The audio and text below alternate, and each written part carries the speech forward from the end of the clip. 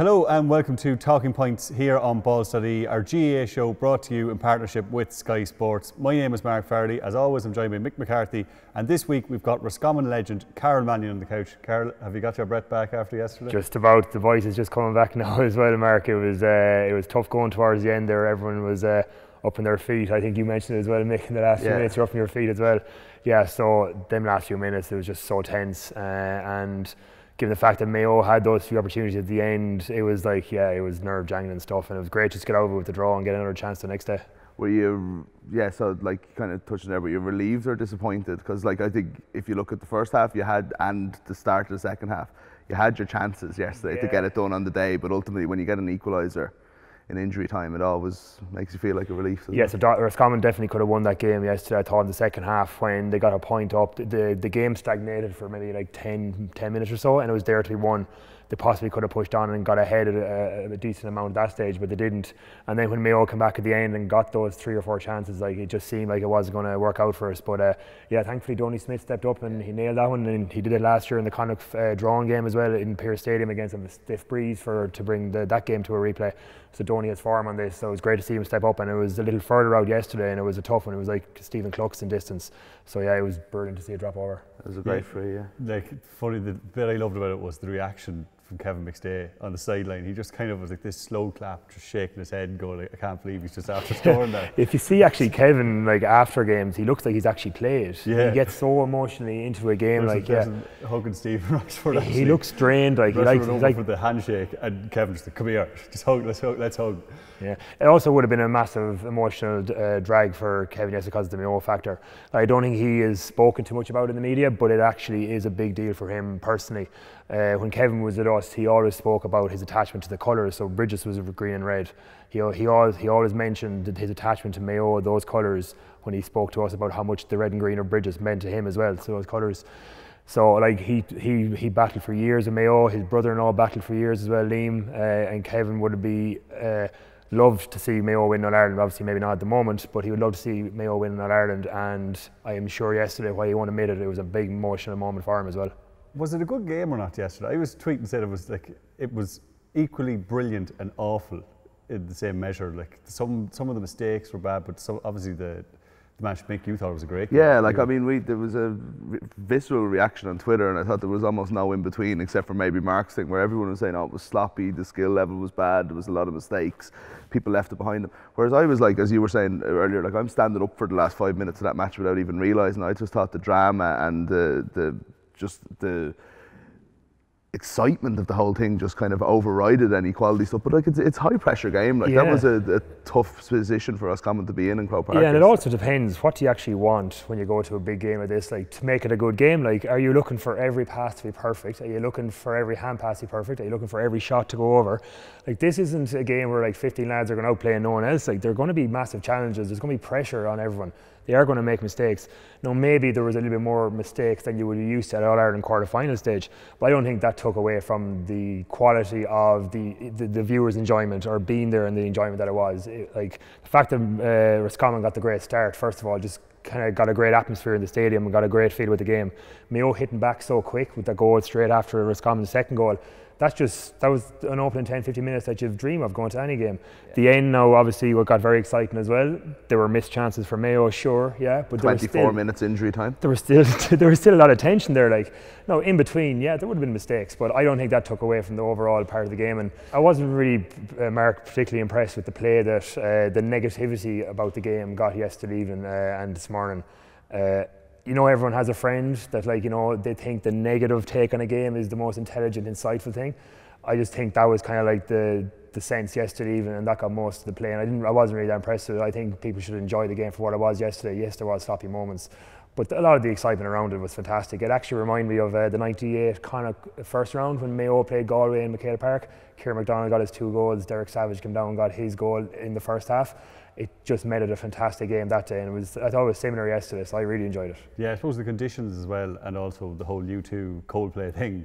I don't know who's to blame, for there was a lot of slipping and sliding in both games, so maybe that was was at fault. Maybe Donald Trump's to blame. It's the global warming and the Paris Agreement and stuff like that. Rain in the middle of the summer. Do you actually think there is an issue with the pitch though? Because I think there might be. Like Croke Park has always been slightly on certain days slippy, but it tends to seem like this summer, like with a couple of concerts been on, that there has been a few more slips than normal. And actually, it's been the hill end always, hasn't it? Yeah. And Kevin McStay said, like, you made a great point. You could have a corner back here that slips and a goal goes in, the team loses the game, and he will be forever remembered for it. Yeah, 100%.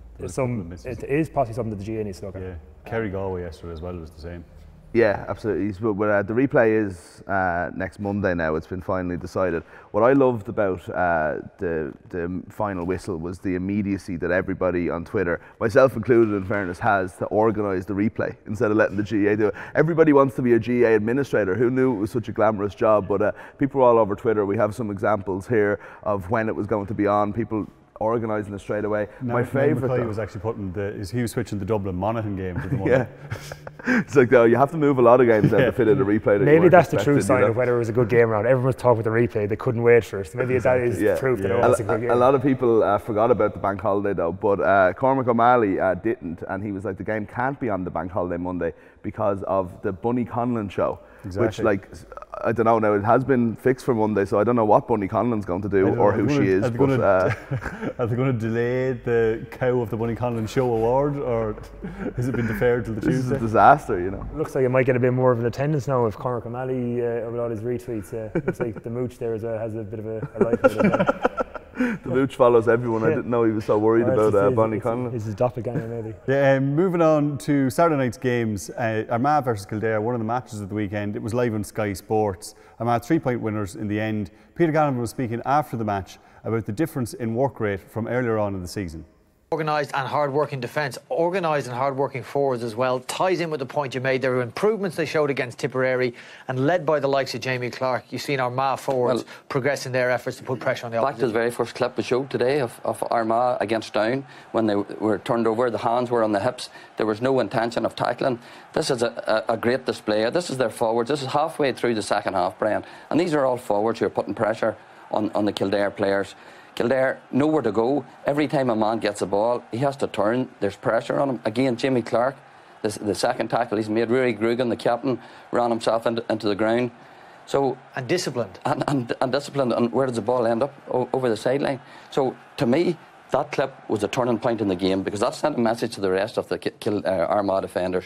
What a job. These boys are working the socks off themselves, putting Kildare under pressure, and that gave the rest of the team a great lift. Rachel asked a question of James. What has that Armagh performance and that victory told you about them that you maybe didn't already know, or you had question marks about today? First of all, of all the teams that took part in the championship this year, after the league, I would say Armagh were in the darkest place, because the last kick of the National League, a goal by Michael Quinlivan, prevented them from getting promoted. That was a hard pill to swallow. They had to play Down in the first round of the championship, their greatest arch rivals. Down took them out of it. There was calls for Kieran McGeeney's head immediately after that game. So you can imagine the turnover, the belief that the players have had, and to go out and put in a display like that speaks volume for the character that these boys have showed in recent weeks. Peter Canavan, full of praise for Armagh there. Don't think he's going to be as full of praise the next day when Mickey Hart brings him for the bench for the last 10 minutes. First 10 minutes, last 10 minutes. Exactly. Yeah. What about Kieran McGeeney though, Karol? That's 7 All-Ireland quarter-finals in his 10 years as the manager. I can't believe he's been manager for 10 years of anyone for a start, but like, that's an incredible record. I mean, you think he was under a lot of pressure at the start of this year, especially after the league in Armagh. Like, he's done an amazing job, hasn't he? Yeah, it's interesting that all the credit he's getting now comes in the same time that this Armagh team are starting to play really good, expressive football. I suppose he probably got a few detractors over his managerial career because his teams, kind of their currency was being extremely fit, extremely strong, and in certain quarters, you know, they want to see football rather than that coming through in a team, and that's the reason that a team is doing so well. But in fairness to him, like, he has that element now in that Armagh team. You can see in Croke Park at the weekend that they have that athletic ability, they have the strength, but now they also have the football to marry with that. And over the summer, they've been improving on every game. And the way you can see that manifest itself most is that you can see the actual personal traits and characters of their players, rather than fitting into a system and doing exactly what the system says. They're now able to do that, but they're also able to express themselves. So you see some of their wing backs being able to come up now and kick points. You see the point that was Jamie Clark is scoring now. Like, he's been shackled whenever he's played over the last few years, apart from obviously when he was away. But his performance on Saturday night in Croke Park just goes to show now that this Armagh team is in a place where their players can express their footballing traits, and that is great to see, especially for Jamie Clark. It's great to see him back at that level. Exactly, he's got he's one of the most interesting personalities in the GAA, I'd say. Jamie Clark always strikes me as, if he was in a teen movie, he'd be both the jock who's got that chance in the NFL and also the artsy kind of alternative guy that ends up getting with the girl at the end. He's Zach Morris and AC Slater as well. Exactly. Yeah. If you look at his Instagram account, actually, like his Instagram is very different to everybody else's, especially the likes of, we had Mickey Burke on here a couple of weeks ago. He's always on with farming, you know, good healthy country stuff. Jamie Clark, I mean, look at him there. He's like that's straight out. That's like a shot from a film. He's a butterfly tattoo. He loves taking pictures of his feet. Like, he's just, who doesn't? Yeah, he's a different type of GAA player. It's just really interesting. Like, you just see the characters of GAA players nowadays. It's kind of great to see that diversity. Like, and it makes it more interesting. Like, at times following the GAA when you see all these players with all their different interests and it coming to the fore. Like, and in fairness, like, his football kind of tends to follow that. It's very mercurial. He has a style that's all of his own. There's not too many GAA players you'll see like him on the field to play. And it kind of matches what he does off the field as well. He's one of those rare universally loved forwards that people just play to see. Michael Meehan, we were saying yesterday, in his day was one of those players as well. But there's just that type of player that everyone says, geez, if Jamie Clark's on his day, I'd love to watch Armagh. Yeah, he has lovely footwork as well. Like, you can see when he came out and won a couple of balls the other night there, and his first move just left his marker for dead. And then when he was able to slalom through 2 or 3 defenders, it's just great to watch. Like, very few players in the GAA can actually do that.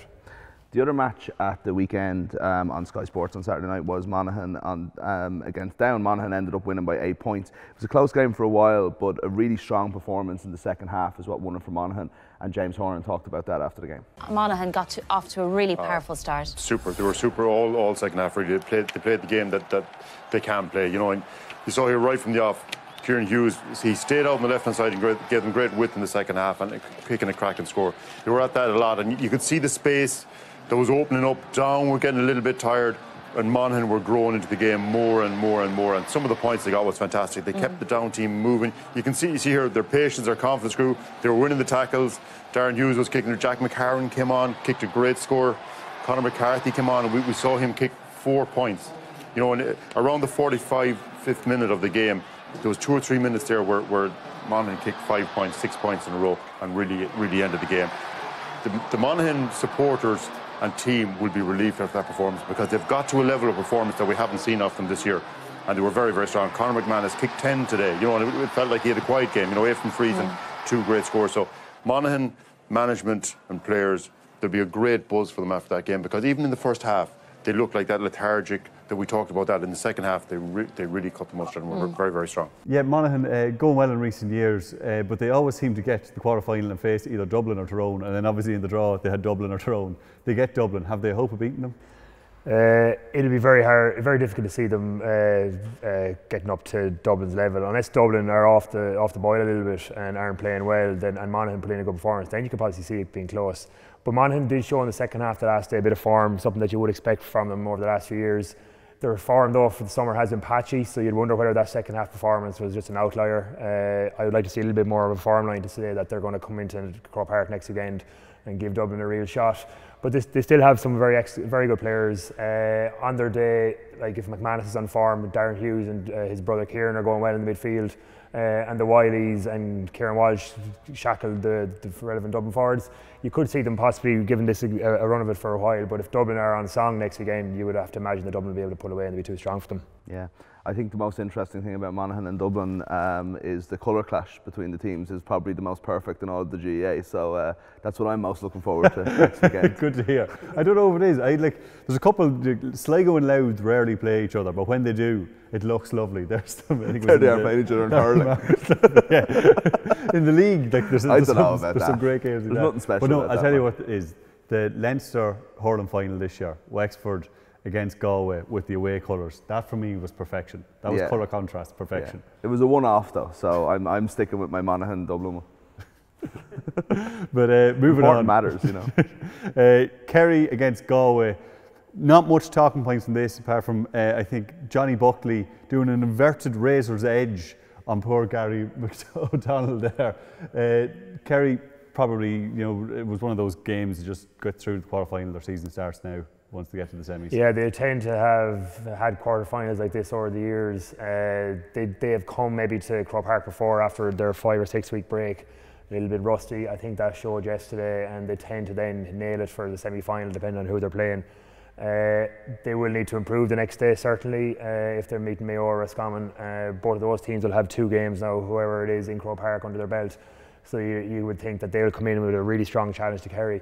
Kerry will have to improve, yeah. Like if Donaghy hadn't played so well in the first half yesterday, that game could have been tighter. If Galway had taken their chances, then that could have really been a tough one for Kerry towards the end. But unfortunately, Galway weren't able to take their chances, and they never were able to get the scoreboard turnover from the points point of view. So yeah, it was pretty comfortable for them yesterday, despite them not playing up to scratch.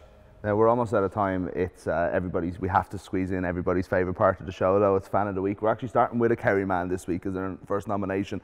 Now the thing about this guy is I'm just intrigued sometimes about how much colours these lads want to put in them. So this guy's wearing a jersey, he's wrapped in a Cape flag, he's wearing the hat. Also, you know, yeah, with the hat's not enough, he has to also put the wristband across it, you know, just like serious commitment to the cause. Bringing a school bag with him to Croke Park as well. There's probably more Kerry paraphernalia in there, you know. He also has the Up Kerry written on the top of the hat, and then Up Kerry written on the, what do you call that, the lapel or whatever it is that goes around. He definitely, he's very much Up Kerry. Now that you mentioned it, actually make up a good story for you. I was in New York last year for the Roscommon New York game, and I met a lad there who used to take care of some Bridges lads who went over for the summer to a Boston club.